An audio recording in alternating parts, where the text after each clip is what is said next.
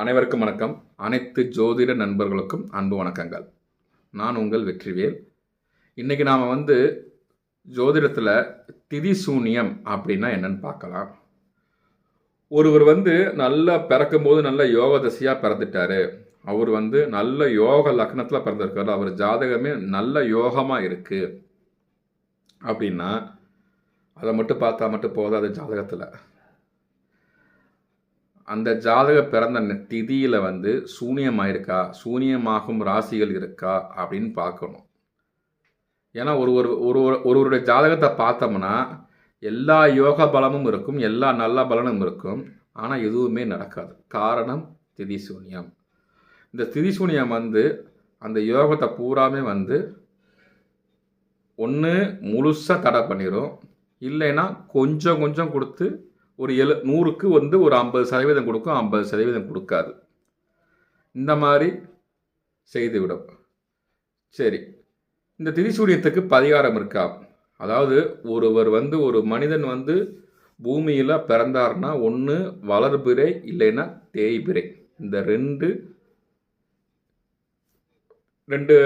இதில் தான் பிறக்க முடியும். அதாவது வளர்பிறையிலையும் தேய்பிறையில் மட்டும்தான் பிறக்க முடியும்.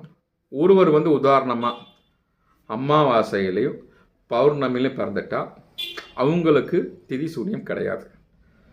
மீதம் இருக்கிற 14 திதி, இந்த திதிகளில் பிறந்துட்டா ஒவ்வொரு திதிக்கும் 2 ராசி சூனியமாகும். அது ஒரு சில திதிக்கெலாம் 4 ராசிகள் சூனியமாகும்.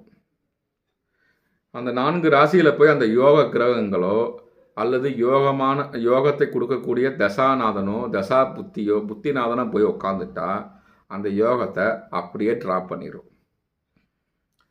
இதுக்கு ஏதாவது ஒரு விதிவிலக்கு இருக்கா அப்படின்னு பார்த்தா, திதிசூனியம் அடைந்த கிரகங்கள், அதாவது திதிசூனியம் ஒவ்வொரு 2 ராசிக்கு நடக்கும்.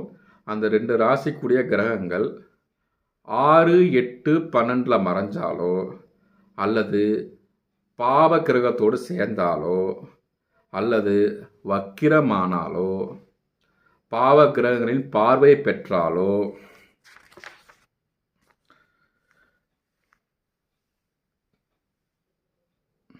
மேலும் மேசம், சிம்மம், விருச்சிகம், கும்பம் இது பாவ இல்லங்கள். இந்த பாவ இல்லங்கள் இருந்தாலோ அந்த திதி சூனியம் இல்லாமல் போயிடுது. இப்போ உங்கள் ஜாதகத்தில் நீங்கள் என்னென்ன திதியில் பிறந்தீங்கன்னு எனக்கு கமெண்ட் பண்ணுங்கள். உங்களுக்கு என்னென்ன ராசி சூனியமாக இருக்குது, நான் சொல்கிற விதிவிலக்கு உங்கள் ஜாதகத்தில் இருக்கான்னு பாருங்கள். நன்றி, வணக்கம்.